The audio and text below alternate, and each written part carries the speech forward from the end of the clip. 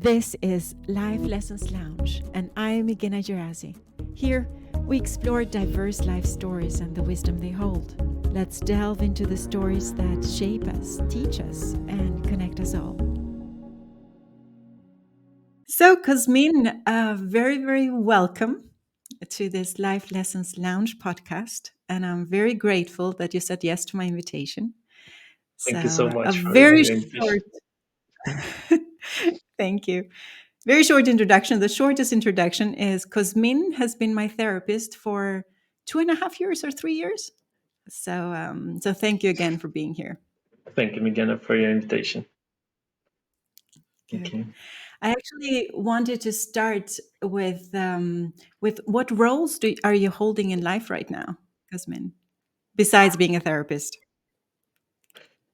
I'm a human being. That's my role. That's my single role that I have right now. I would like to have a role in the family, but till now I didn't have one. I want one, and I hope I will have one. But right now I'm just a friend from many of my friends. I'm a brother. I'm a son of my mom and my dad, and I'm a psychotherapist also. These are my role right now in my life. Yeah. Amazing. Mhm. And so I wanted to ask you all kinds of questions that I didn't get to ask you when we were doing therapy together. so, Okay. so bear Now with it's me. your turn to ask me. There's no escape now. You're here. Okay. but um, but I wanted to know because I read your bio a little bit, and you moved from electronics engineering to psychology, right? And I Mhm. wanted to know, like, the story behind how come such a big change. Like, what happened? How come you chose psychology? Mhm. First of all, I want to say to you that it's a surprise for me because I didn't know that you will say that I'm your therapist. I was your therapist for such a long period of time. I'm So very that's open about it. yeah, so that's fine for me. About electronics and psychology, I don't know where it started. It started where I wanted to, from my early ages, I wanted to know why a thing works and why it works in that way. My parents told me about all the toys that I have that I wanted to destroy them somehow to disassemble them in order to find out how they works. And my father was so upset on me because she had to spend a lot of money on toys, and at the time the toys were expensive somehow for them, and they worked a lot to buy me a toys, for example, I don't know, truck or something like this. And I usually when I got them, I used to disassemble them in order to see how they work. So it all started, I think, it all started from my need, and I think it's also a human need to find out why it is working like this. Why this question why? And I started growing up, and I went to school. I went to high school, and all around me, or most of my colleagues, had this idea: where should they go? What type of profession do they want? And they used to ask me, okay, what do you want? And I had at the time I had no clues what I want. And I said, I don't know what I want, but I will try to find my way in this life. And I've started by disassembling things. And this is how I got somehow to go into the electronics, because I was passionate about the electronics. And at that time in Romania, the technology came after the communist area. A lot of technology came, and I was impressed by this technology. And my father somehow wanted to buy me a laptop, not a laptop, a computer, to start doing things on the computer. And he came with the computer at home, and I wanted to plug in and start it, but I found out that it will not turn on. So I start, as I've been used to do with things, I start to disassemble it, and I found it out that that computer was empty inside. There was no Oh, motherboard, there was no chipset, nothing. My father bought it from a man who, you understand what happened there. oh no! Oh Yes, no! What a yes. disappointment! I had Oh I no! had only one monitor in front of me and only one empty case of a computer. So I've started somehow to buy the pieces that were needed to run the computer, and this is where I've started to go deeper into that part of how it works and how should I manage different parts of the computer to work together. And after high school, I remember that I've choose. My mom said, because also my mom and my father are in the economic part of life, and they worked in the economics. They somehow recommended me, maybe you should go there, maybe you should go there. But at the end, you will choose what you want. And I've choose somehow to go to polytechnics, to electronics and telecommunication. This was my The start in start. life, yes, as an adult. But I found it out soon. I found it out that it's not working for me somehow. But the Mhm. shame came because all the colleagues around me used to say, but if you start the thing, you should end it up.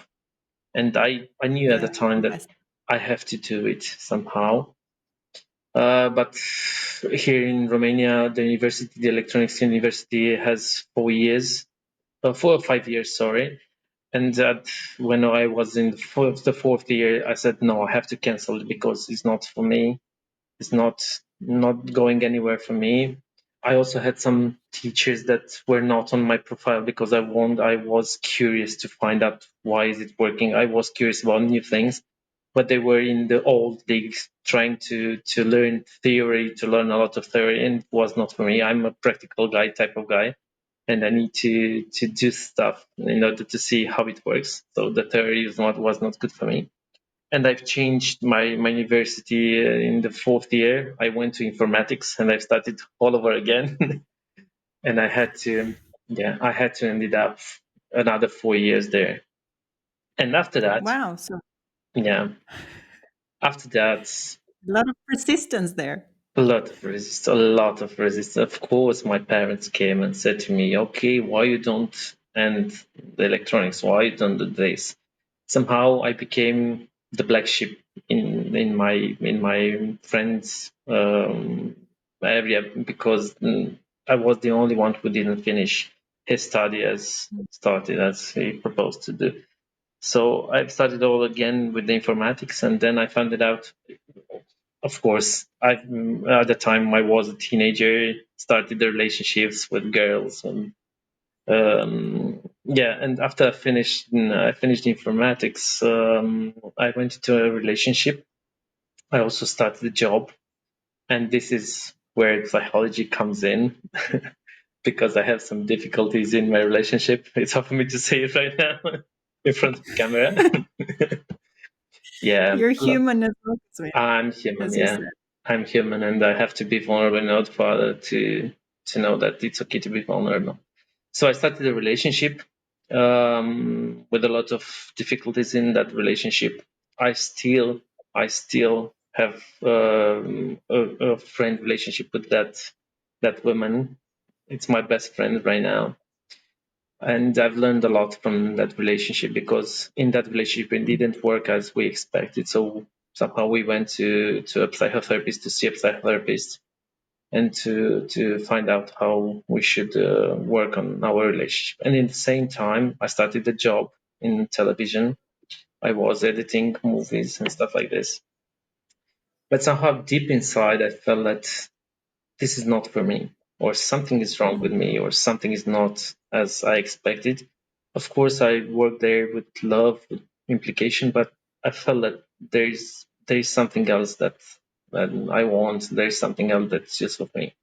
At the time I got bored very easily with what I'm doing. It was my colleagues were not the one that I expected. Of course, a lot of expectations that teenagers from the other people around me, and I start thinking about, okay, if I like to disassemble things and to find out why they are working, maybe it's time for me to disassemble myself also, to find out why I'm working in this way, why I like this or I dislike this.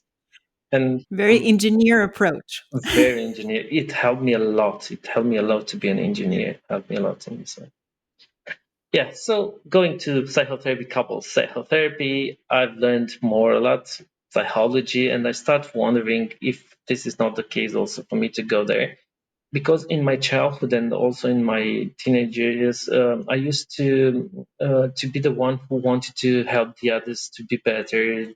If I had a skill, I wanted to learn the others my skill, or I wanted to learn from the others what the skills they have.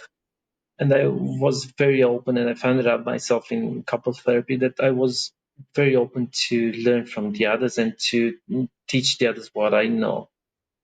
And this is where it starts my psychology journey.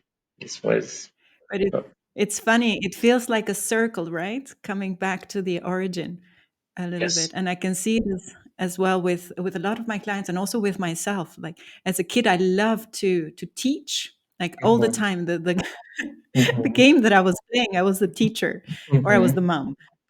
Those are the two. And so now it's very much the yeah, that I'm getting more and more into the trainings part. That I Mhm, that, mhm, yeah, enjoy that part of mhm. giving knowledge. Yeah, Michaela, also as you know from our sessions, I think it's a human need to be learned by the others and to teach the others. I think it's a human experience, and this is the way, the proper way for us as humankind to develop into a better version of us. I don't think if I'm doing, if I have some skills not to teach the others, or if the others have some skills not to learn from them, I think it's a loss if we go into this direction. It's a loss for each and every one Mm, of us. Yeah. So yeah. it was a circle also for me. It was a turn to innocence. It was somehow like the universe told me that no, it's not your direction. It's not there. It's not there. It's not there.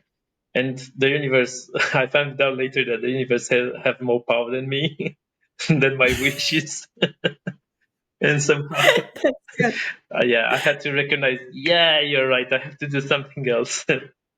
Yeah, and it was not But it's easy. also, I think, it's also your courage as well to see and to be honest to what the universe was guiding you through to take it in a way, because a lot of people miss that opportunity because of, well, wanting to feel safe or whatever reasons and fears we Yeah, have, right? yeah. So It was somehow my gut feeling that was saying to me, no, you're not going there. You're not going there. You should go there. You should go there. But I'm that kind of person who is on the side of anxiety. I'm an anxious person somehow. I'm afraid of life, or I'm afraid of failure, and I wanted to be resistant on the things that I had succeed on somehow. But my gut feeling said, no, you should try, you should try, you should try. And it came a point in my life where I used to. My mother was so supportive for me. My father was not present, but he was a good father. He worked a lot. I don't remember my parents to I don't know. I don't know my parents like being bad parents with me. I don't know. I have a supportive parents. And at a point in time, nice. I was in a ski resort, and I've lost the train to my accommodation. Somehow it was night. I came from the ski, and I lost the train, and I called my mother because I've been used to have the support of my mom somehow, ideas and solutions. And my mom said, I don't have any solution for you, just do whatever you want.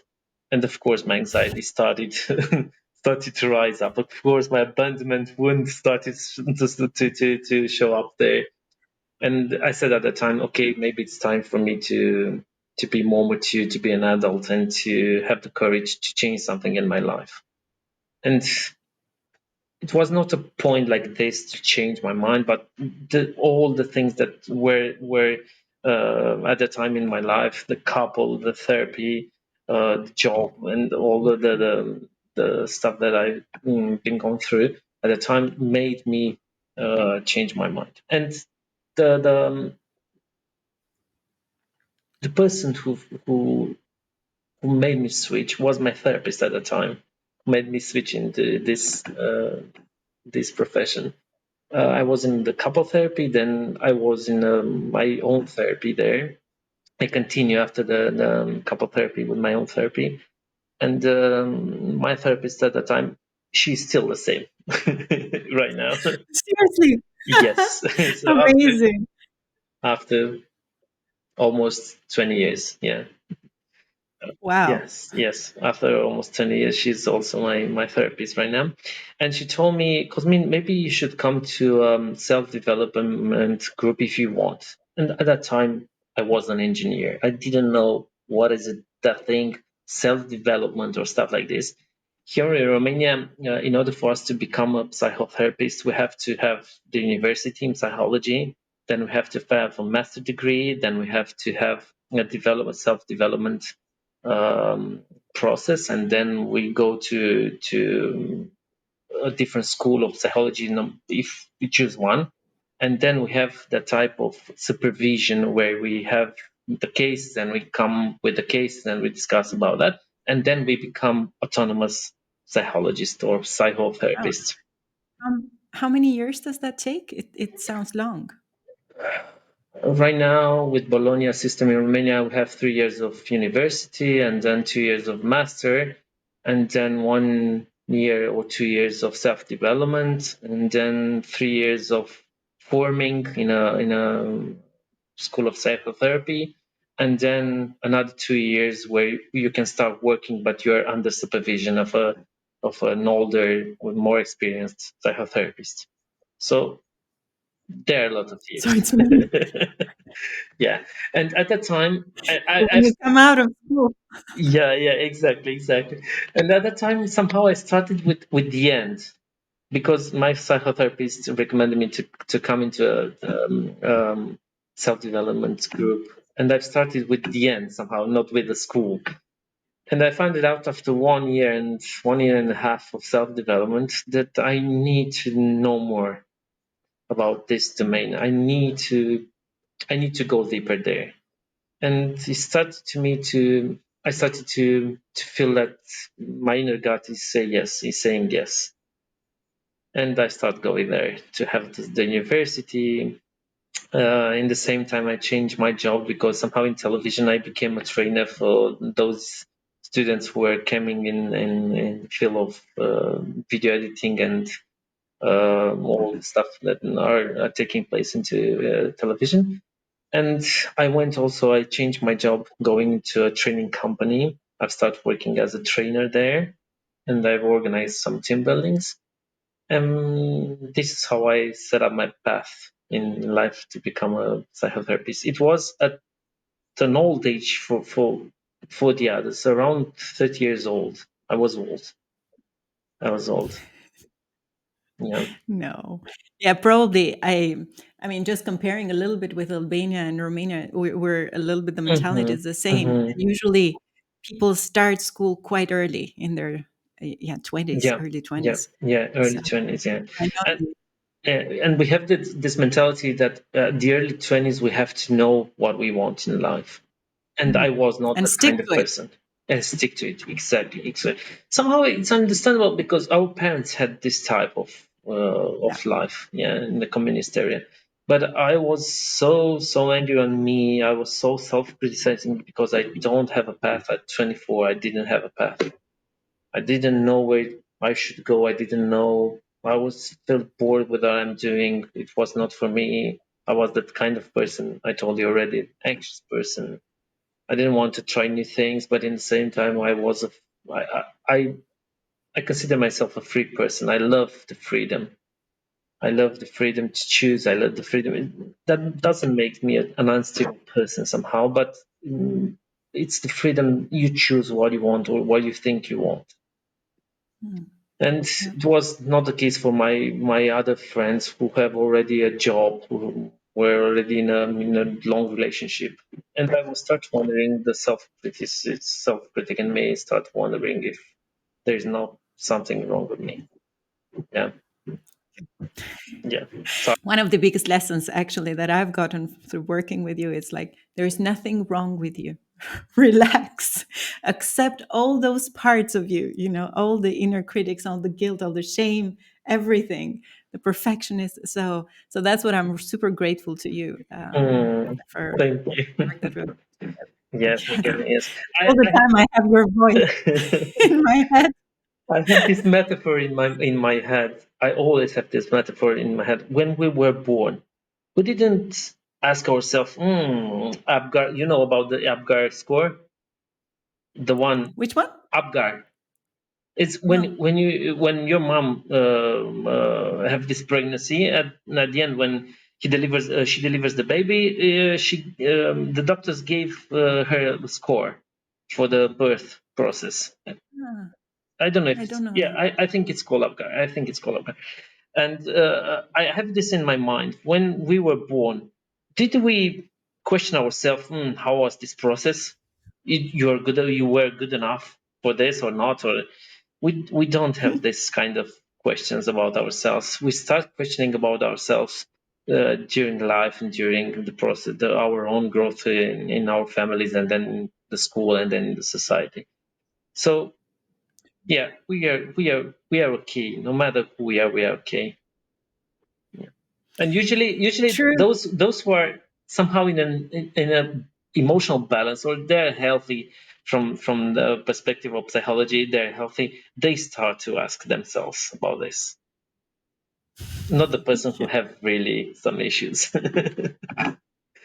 We will go to that person, Okay. but Yeah. I, um, but actually, because I wanted to acknowledge the part of, because you mentioned a couple of times, you listen to your gut feeling, and I Hmm. really want to acknowledge that deep connection that you have to yourself, and that, yeah, as I said also before, the courage that you have had to listen, Hmm. right, and do something about it. Hmm. Um, so how easy is it for you in a way to listen to that gut feeling? Maybe now, probably, I assume it's better because of Hmm. all the work that you have done. But Hmm. yeah, how easy was it for you? It's not easy at all. It was not easy at all. Luckily, I had some. No. No, no, no. I had some beautiful people around me. One is my German teacher, who have always trust me and who have always pushed me to do stuff like introspection, like stuff like this.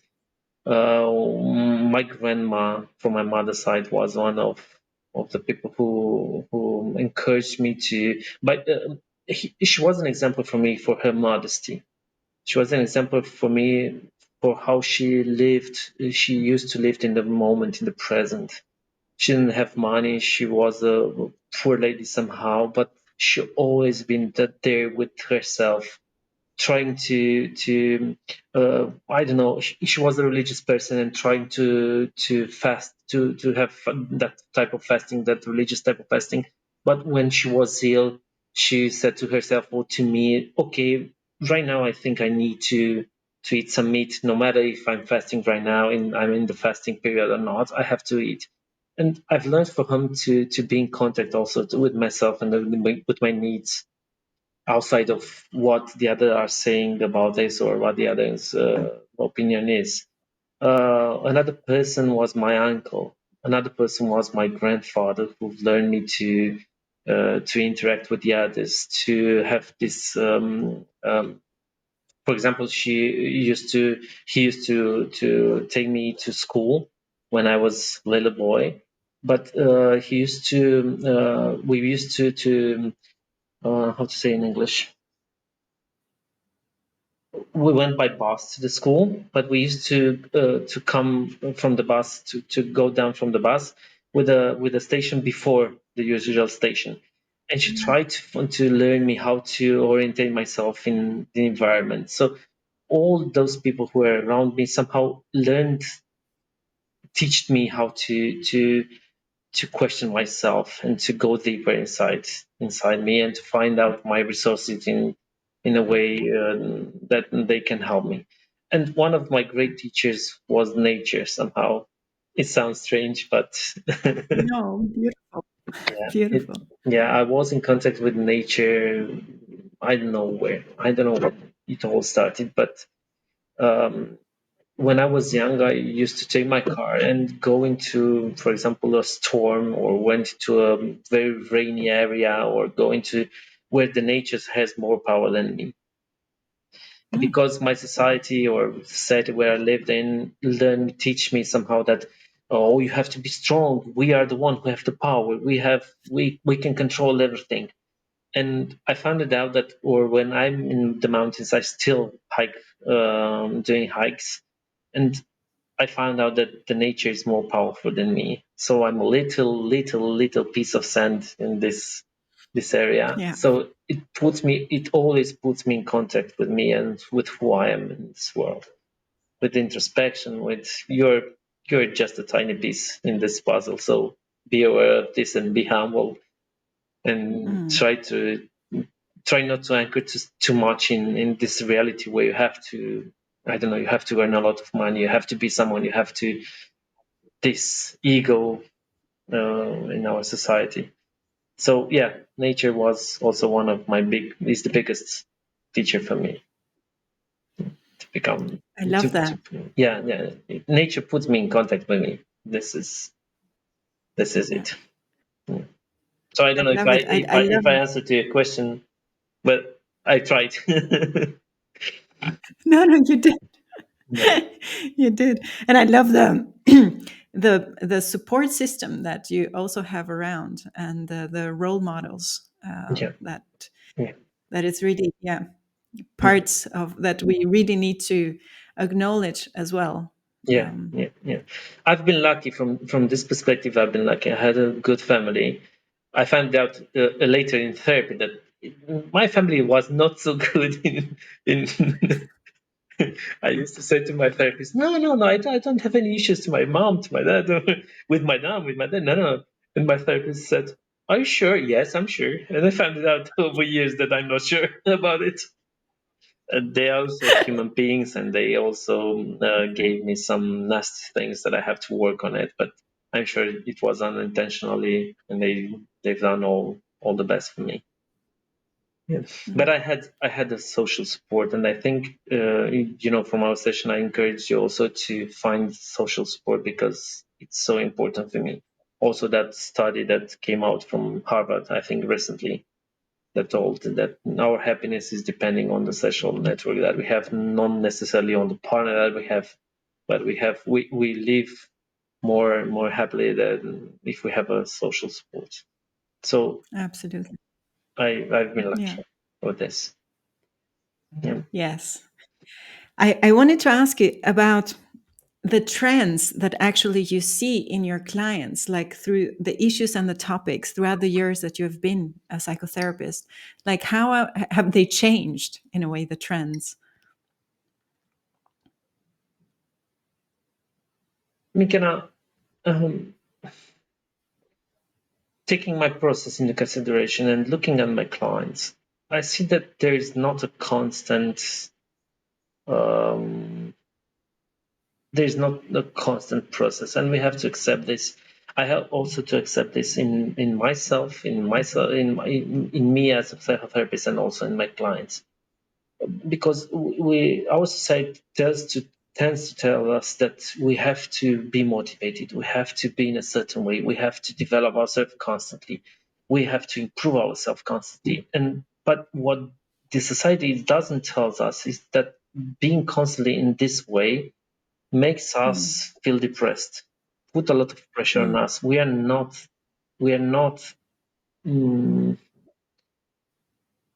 we are not made in this way. We have to have bad days. We have to have good days. So what I'm looking in my process, or in my client's process, I'm looking for a graph, for a chart like the one that we used to find in the stock market. It's not a constant development. It has ups and downs, ups and downs, ups and downs. And what I'm trying to do is to minimize that difference between the ups and downs. This is what I've learned from electronics. If the signal is like this, that is not good. If it has a big gap, from time to time, it's not good. So we have to somehow to tend to have more balanced ups and downs. This is the difference between a mental health issues and the balanced health, mental health. I'm not used mm, to deal with diagnosis. My therapist learned me not to work with the diagnosis, to better work with the people, because the diagnosis is just for us as psychotherapists, for us as scientists to somehow to put some behaviors into a cluster and to help us deal better with this. It's not about the diagnosis about the people in front of you. Actually, that's what made, I think, our therapy process or sessions Mm-hmm. really powerful for me, because it's your ability to be informal, to be humble, to connect deeply in a way, and also see the person behind, and that's really very, yeah, very powerful, very. Very Thank you. influential, because you see like you have a human in front of you, not a doctor, not a, yeah, Mm-hmm. not a form person, right? But Mm-hmm. it's, you make this easy two-way co-creation, Mm-hmm. Mm-hmm. which I think it's a very, very admirable. Thank you. Again, maybe not maybe. I'm sure it came from also from my trauma, from my childhood traumas. Because I found it out that my mom used to push me to do things that she didn't do. For example, to do sports, to play piano, to play, I don't know, anything that could have been there. My mom used to push me. You have to.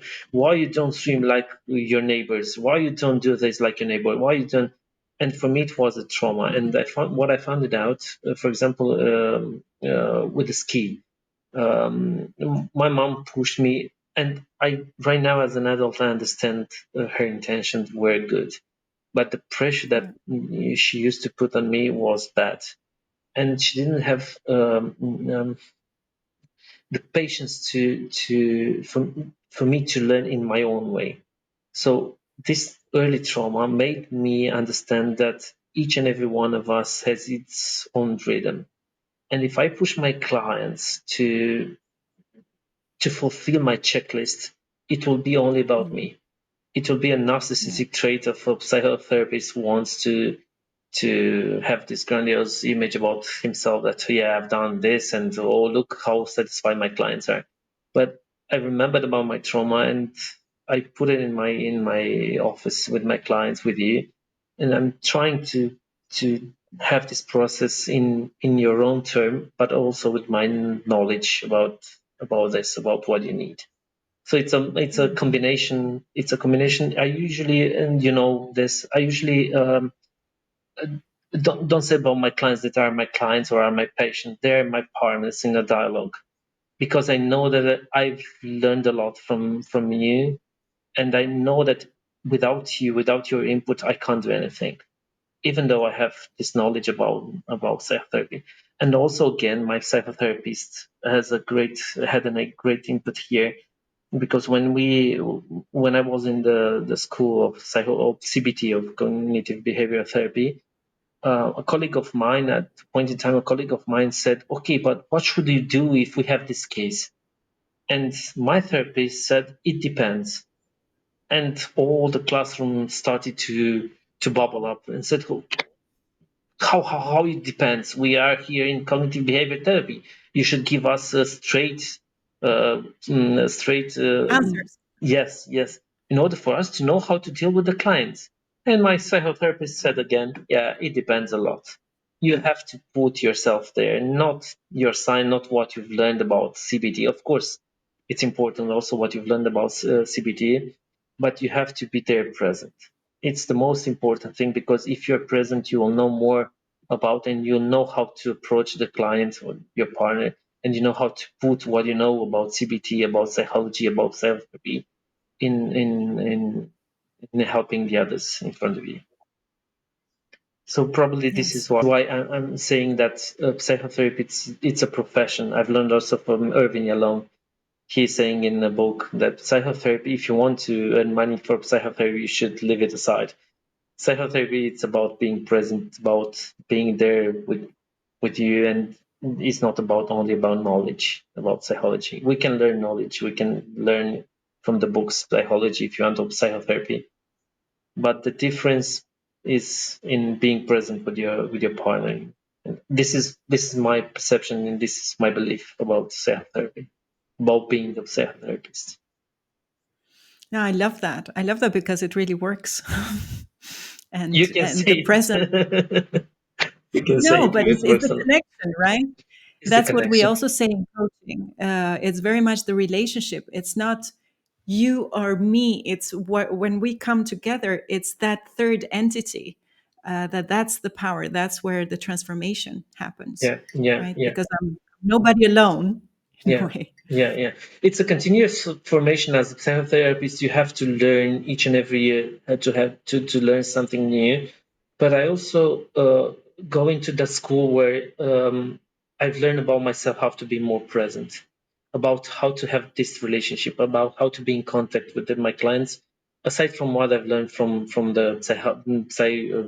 psychology schools, I have this need inside of me. Gut feeling is telling me that you need to be more in contact with your clients. You've been more in contact with you. This is how you can reach your clients. This is how you can help them. And um, my belief is that our trauma came from the lack of connection, came from the lack, not from the lack of science, from the lack of connection. So if I'm trying to deal with traumas, let's say traumas, with things that right now bothers us, if we want to deal with trauma, we have to be in contact with trauma. We have to be in contact with that parent. This is with that parent that made the trauma in our clients. We have to go deeper, and if we understand that, if we make that type of connection, that type of bridge between me and my clients, then solution will come. I'm not going into that direction that CBT or chemotherapy. It's also where a school of psychology that I went into. Uh, it's not about the things that you're doing, the knowledge that you put there. If you put only the knowledge, it will be only a process of transferring knowledge. It will not be a Mm. process of dealing with the trauma. And I'm not expecting from my side or from my partner's side to somehow to solve the trauma. I just want for him to be better with this trauma that she has. Because I have this belief that if I have a scar, for example, made in my childhood, or if I lost a finger in my childhood in an accident, I can't say to my clients that, oh, just be calm, the finger will be there, will grow again. No, just let's have peace with this and let's see what we can do with this. Because you're perfect as you are somehow. I know it's a great word, Mm. it's a great expression, but it's a true one. It's a true one. Mm. Yeah. We Yeah, have to learn that we are perfect in the way we are. true that. That's and indeed. not to push too much to the others that this is who I am, I'm perfect as I am. No, just to be aware that you're okay with who you are. You're okay. Mm. You'll find your place somehow. The Yeah. universe know better than us. Yeah, I love that. I also love that you have that element of spirituality in your therapy. Um, and I had a question here between, like healthy self-esteem, Mm-hmm. that I know who I am, I'm perfect as I am, and then when does it go to this narcissistic behavior or traits? What's the boundary, right? I That know now it's like a lecturing moment. it's a hard subject. It's a hard I subject. know. It's a hard subject. I don't think we can pinpoint a perfect definition of this. Where it's self-esteem and where it's not self-esteem and it's a narcissistic trait or something like this. Because it depends, as my psychotherapist used to say, it depends. It depends a lot on our culture, on our biology, on our family, on our traumas. It depends a lot. It depends a lot. Mm. What I think it works from time to time to recalibrate ourselves in terms of self-esteem, in terms of who I am, to recalibrate with a more with a bigger stuff than us. For example, with the nature. I'm going there when I have this self of entitlement where my self-esteem is going over the borders, and I tend to have this narcissistic trait. I I know that I have to go in nature, and nature will recalibrate me and will tell me where is my place in this world. If we don't do this, we can't we can't be aware of our self-esteem. Where's the boundary between narcissistic traits and self-esteem? This is my definition. And I'm trying constantly because I still don't know where's this boundary for me. I'm continuously doing stuff in order for me to calibrate with this. And I don't have expectations from my clients, from myself to know I don't know, at 60 years old, I will know this. No, it's a continuous search for what is it? Where is self-esteem? But what I hear when you're saying that, it's a lot of self-awareness for you in Self-awareness. terms of knowing. And I think from the experience that I've had with narcissistic behavior, it's Mm-hmm. I don't think there is so much self-awareness, or my impression of it, or my assumption. So it's, if there were some self-awareness, then there would not Mm-hmm. be all the hurt Mm-hmm. and Mm-hmm. everything that Yeah, yeah. narcissistic people usually cause people. Mm-hmm. Mm-hmm. Yeah. It's sort like Narcissus, the myth of Narcissus. He said to Yeah. he looked into the water and he see his reflection and he became in love with his reflection. And if we take this metaphor, if we didn't have a good reflection, or that lake was it was a windy day, and that lake has a lot of waves, how can we see our reflection in a good way? How can we see our reflection in a in a aware state of mind? We can't do this. Uh, what I mean by that, if we had a traumatic childhood where our parents didn't know how to support us, how to make us feel aware of ourselves, of who we are in this world, all the waves, all that waves made us feel that we don't know about ourselves. We are not aware about ourselves. So this is where the self-esteem goes down or goes up into a non-realistic, unrealistic way. And if we look outside, if we look in our society doesn't encourage us to be self-aware. Probably in this area of India or in this area of Tibet or in this area of they are more aware about this, about the need to be self-aware. And in a culture where self-awareness is not encouraged, is not encouraged at all, it's encouraged more. The society encouraged more about social skills, about self-esteem in a social skill, in a social environment. You should do this. You should take care about yourself. But they don't tell us that taking care about ourselves, taking care about our needs, means also to be self-aware about us. It's only about Yeah. self-esteem, and that self-esteem can easily go into a narcissistic traits and into a selfish traits. You should take care about your needs. You don't need to take care about the others' needs. We came from a society where our needs were not met, emotional needs. So right now we encourage a lot to be in contact with our needs, but they don't encourage us to be self-aware about our needs and how our needs or how our behaviors have impact on the others. So I think if we become more self-aware, those narcissistic traits will become lower in volume, and we will meet lower cases of NPTs or stuff like this. You're talking about the healthy narcissism, what I'm hearing, right? Yes, There's also, yes, yeah, there are degrees of it, right? yes, yes, yes. Because if we don't have a little bit of narcissism in us, we don't know who we are. But Mm, because our parents didn't allow us to know who we are, we don't have our self image about ourselves. So we need to take this self image from the outside. If I have a Mercedes, if I have an Audi, if I have I don't know five 5,000 euros in an account where I spend 5,000 euros per day, my self image will become more visible, but from the outside, not from the inside. We are not in contact with our values. We are not in contact with our deep nature, true. with that healthy narcissism. Yes, I know who I am. My name is Cosmin. Your name is McKenna. I know you're a good coach. We didn't learn how to be in this way. So healthy narcissism is, I don't know. I don't know where it is right now, but we have to nurture this healthy narcissism and not those traits that are going into an unhealthy narcissist.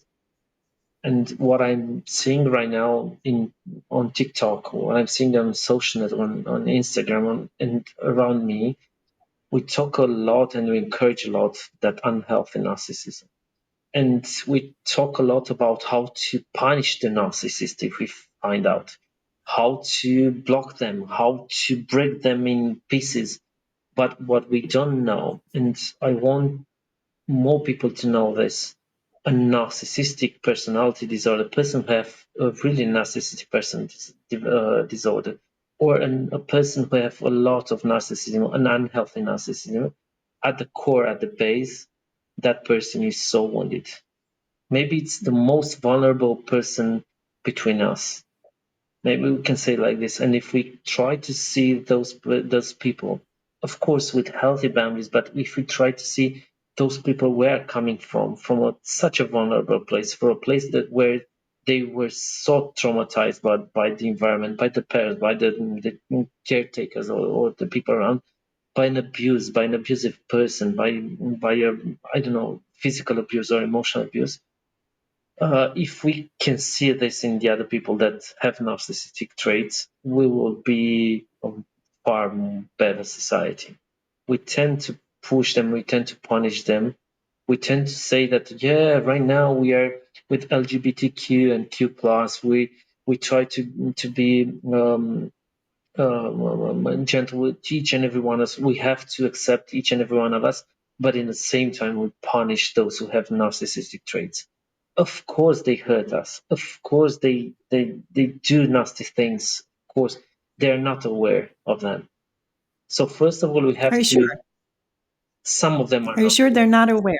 Some of them are not Okay. aware. Some of them are not aware. And if you said, because you said this, Megan, I would like also to discuss a concept that I have in my mind. Right now, Yeah. we all are looking for healthy relationship. We are all looking for love.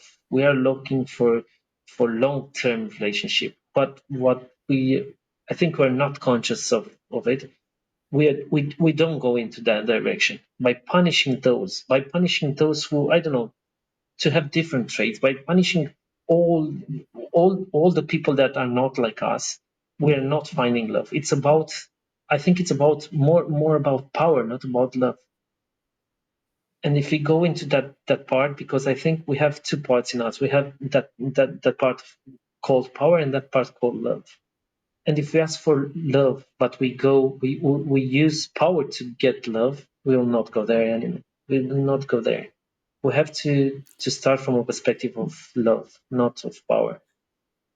I don't know. I see it as well, the love towards self in terms of also protection a little bit.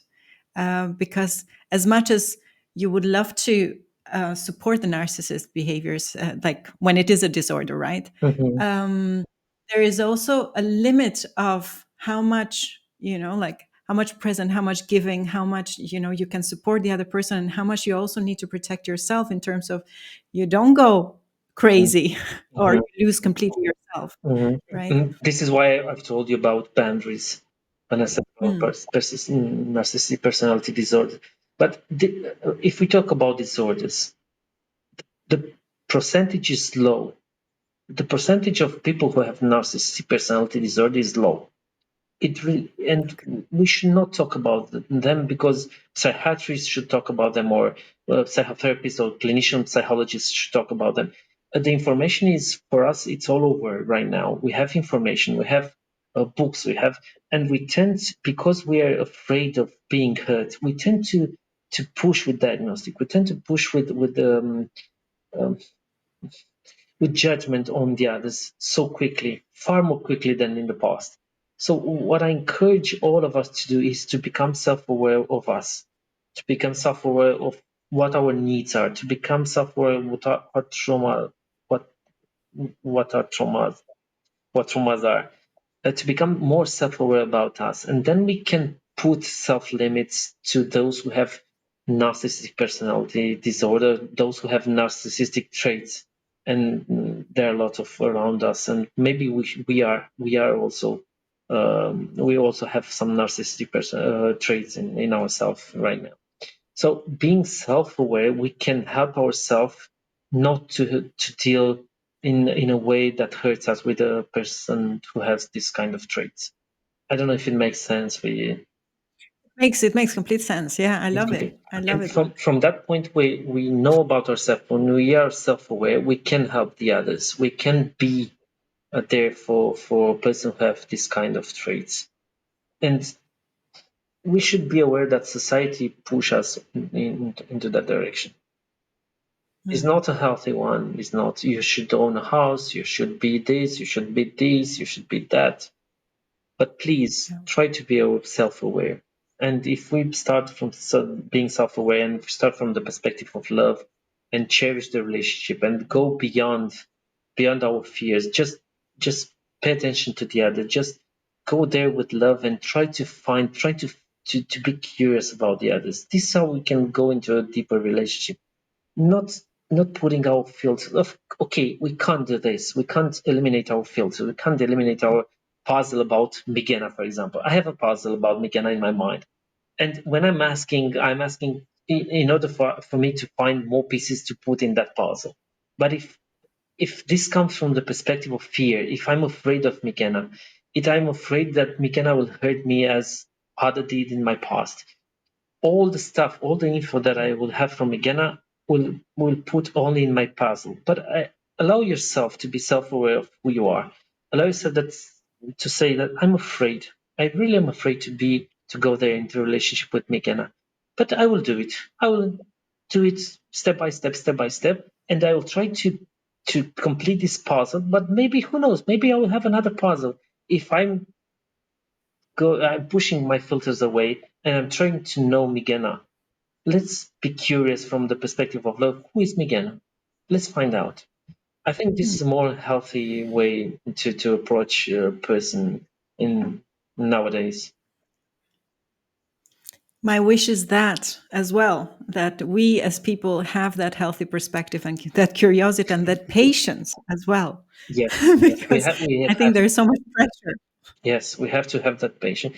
No matter what the society tells us nowadays to, you have to do it quickly, you have to earn more quickly, you have to find a way in which the money will come faster. Please don't go there. Don't go there, because if we go there, somehow we neglect our nature. We neglect our nature for being in contact with someone else, to cherish this life, to cherish this moment. Yeah, but we have to buy this, we have to buy this. Yeah, then I will go to Migena with there, then I will meet other people there. It's a fast way, and it's not healthy for us. It's a fast life. No, we don't need fast life. Fast life means dopamine, and I have also a metaphor that I use in my sessions. It's like a Formula One car. A Formula One car, it's fast. It's a very fast car.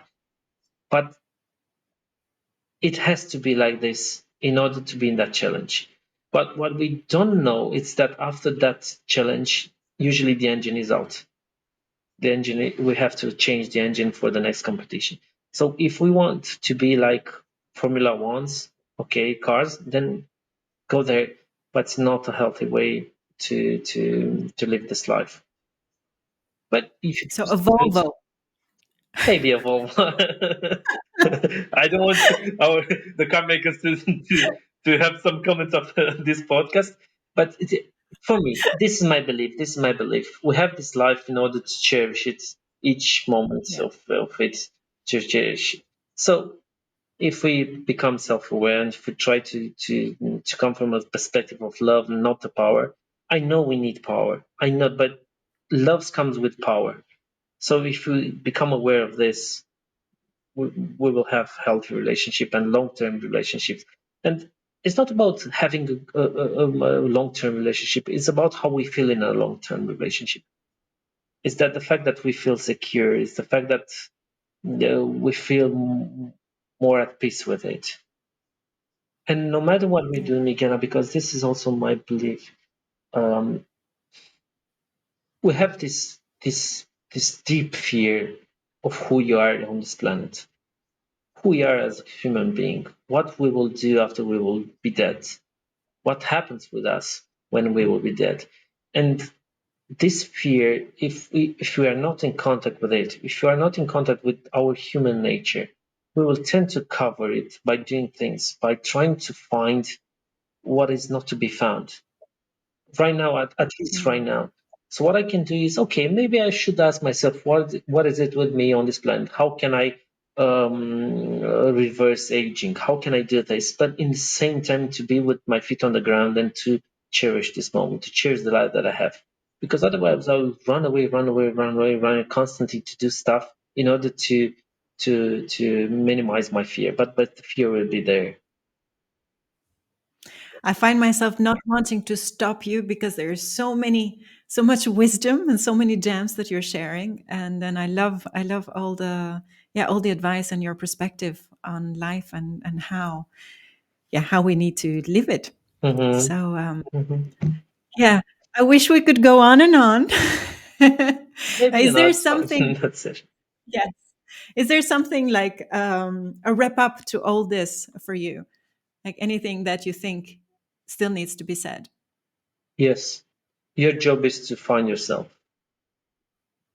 Beautiful. This is your As job. easy as that. As easy as that. I wish it were that easy, but yes, that's what Yeah. we're here for. Yes.